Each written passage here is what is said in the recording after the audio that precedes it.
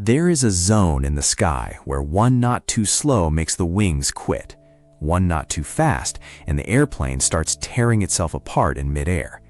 Pilots have a name for it. They call it the Coffin corner. And every flight you have ever been on cruised right along the edge of it. Here is what nobody tells you.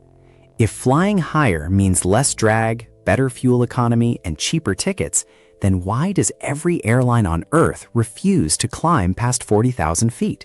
What is up there? Why does the sky itself seem to push airplanes back down?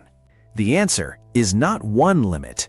It is four. Four invisible walls that all close in at the exact same altitude. And once you see what they are, you will never look out a plane window the same way again. Start with why pilots want to climb at all. The higher a plane goes, the thinner the air gets. Thinner air pushes back less. Less pushback means the engines burn less fuel. Less fuel means longer range, lower cost, cheaper tickets for everyone. Pure efficiency.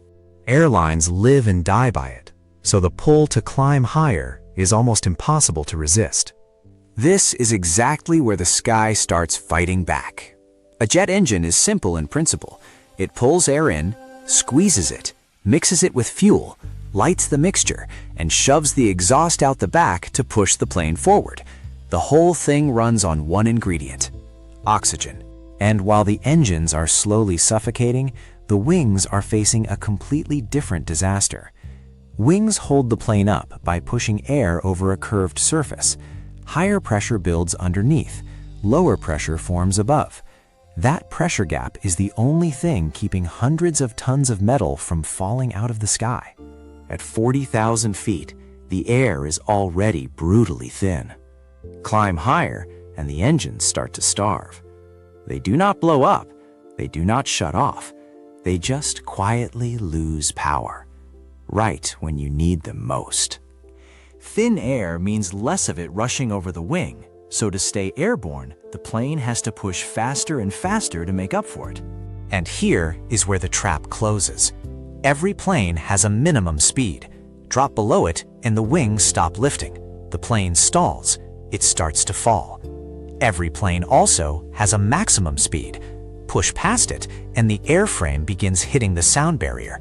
Stress on the structure climbs fast. At normal cruise altitude, those two limits sit far apart, a wide, forgiving window between them.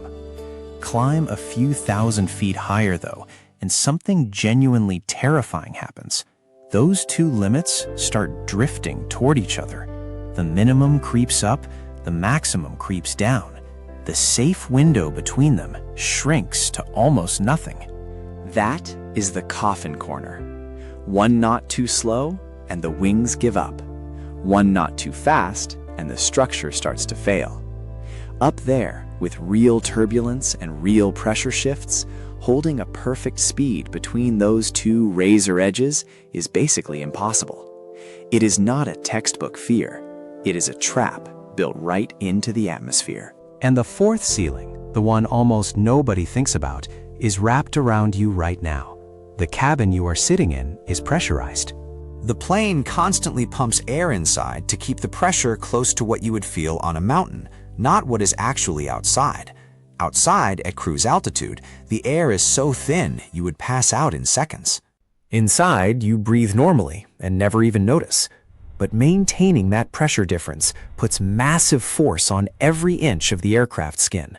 The windows, the fuselage, the door seals, all of it is constantly being pushed outward by the air inside, trying to escape. Planes are built to handle this, but there is a limit. Climb much higher than 40,000 feet, and the pressure trying to burst out begins to outpace what the structure was built to hold in. So now you see the whole picture. It is not one ceiling waiting at altitude. It is four. The engines run out of air. The wings need impossible speeds. The coffin corner shuts its jaws, and the cabin itself starts working against the aircraft.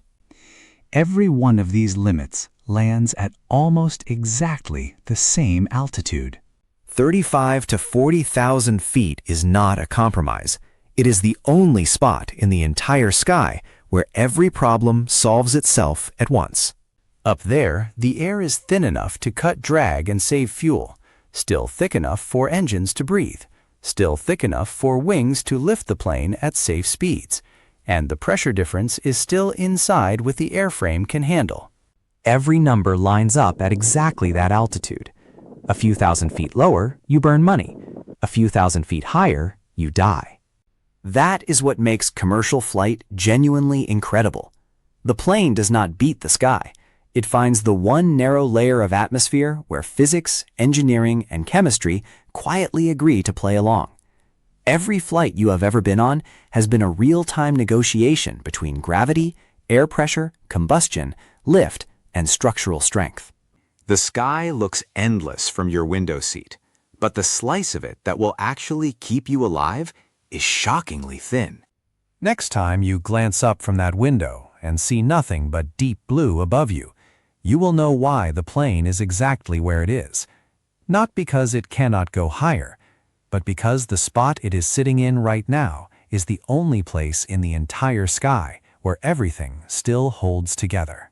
If you want more videos like this, hit subscribe. The next one will change how you see something else you have always taken for granted.